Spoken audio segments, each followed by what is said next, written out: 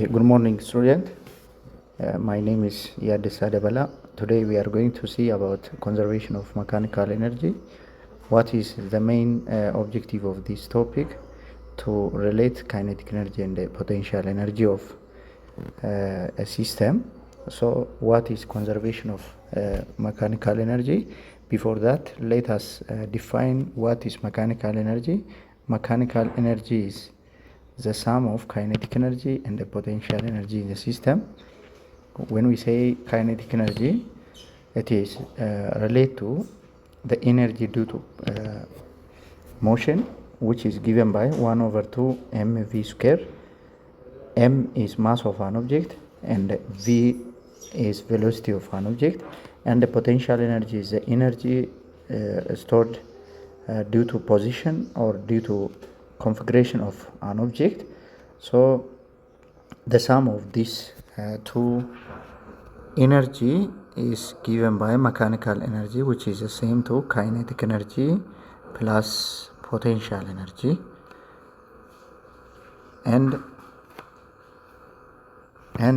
there is the law of conservation of mechanical energy.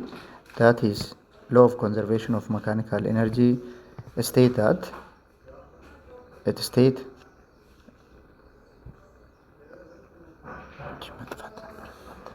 mechanical energy state that in the absence of dissipative force like air resistance and friction, the total mechanical energy of a system it remain unchanged. When we say, when we say dissipative force, it is the force like friction and also the force like air resistance. So in this case, when there is no dissipative force, the mechanical energy of the system is conserved. So which means mechanical energy change in mechanical energy is equal to 0. We mean that when we say change in mechanical energy, that is mechanical energy final minus mechanical energy initial, which is the same to 0. So this means that mechanical energy final is equal to mechanical energy initial. So when we say mechanical energy, as we stated before, mechanical energy is the sum of kinetic energy plus potential energy. So when we say mechanical energy final, we mean that kinetic energy final plus potential energy final. So in this case, this is for mechanical energy final. What about mechanical energy initial? It is given by kinetic energy initial plus potential energy initial is equal to kinetic energy final plus potential energy final. So keep this one in mind. Let us solve this problem. Look at the figure below. We have the particle is released from point A here and slide on frictionless track. The mass of the particle is 6 kilogram. What is the particle speed at point B and at point C? And the net work done by gravitational force is we can calculate from conservation of mechanical energy. We know that kinetic energy final plus potential energy final is equal to kinetic energy initial plus potential energy initial. B, we mean that at this point, at point A, kinetic energy initial is 0. What about potential energy initial? It is mg h1. What is h1? The distance from this point to this point. Let me say it h1.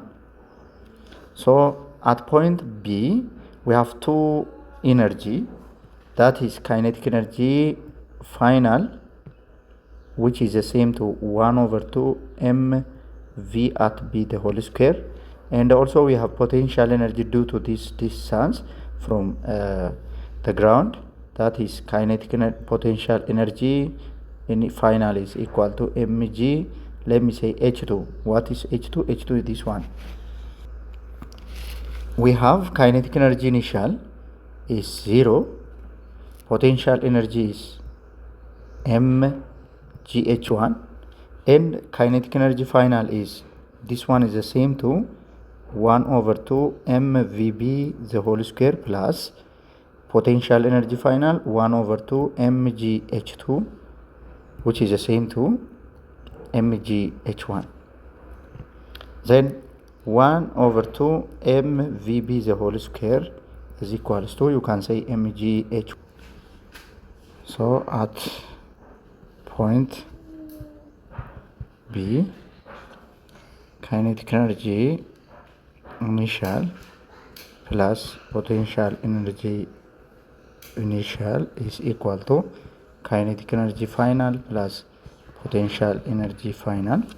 Our kinetic energy initial is 0 plus initial mgh1 is equals to 1/2 mv square v at b the whole square plus mgh1, sorry, our h is h2. Then from this we can say mgh1 minus mgh2 is the same to 1/2 mv b the whole square. Then let us take out mgh as a common. mgh1 minus h2 is the same to 1/2 of mvb the whole square. We can cancel mass by mass. Then we have 2gh1 minus h2 is equal to v at b the whole square. This means you can say v at b is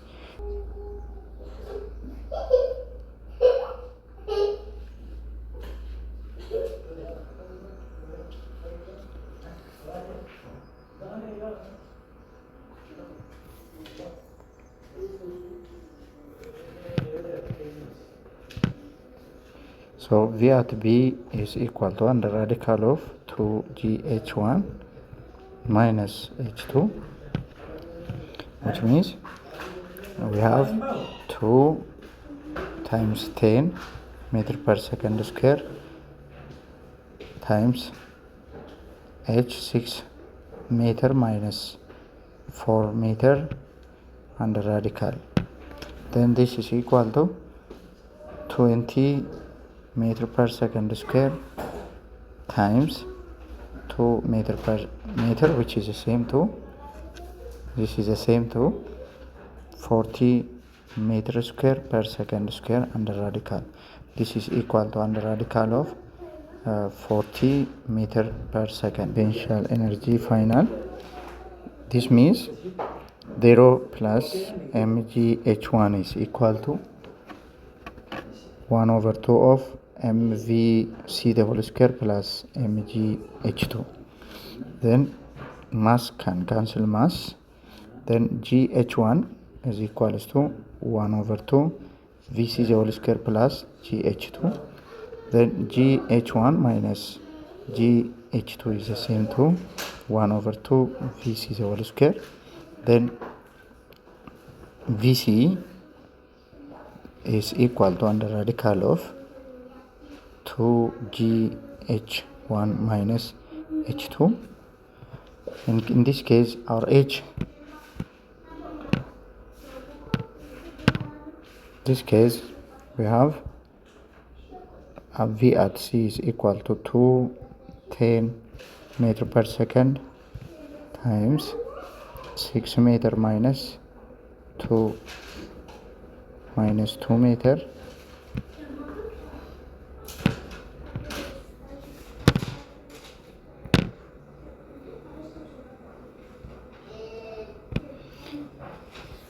so vc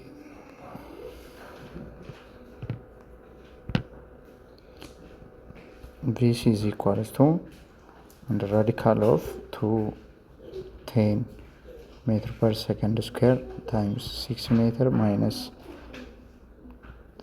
2 meter. This means you can say 20 meter per second square times 4 meter and radical, then this is equal to radical of 80 meter square per second square. This is the same to, you can say,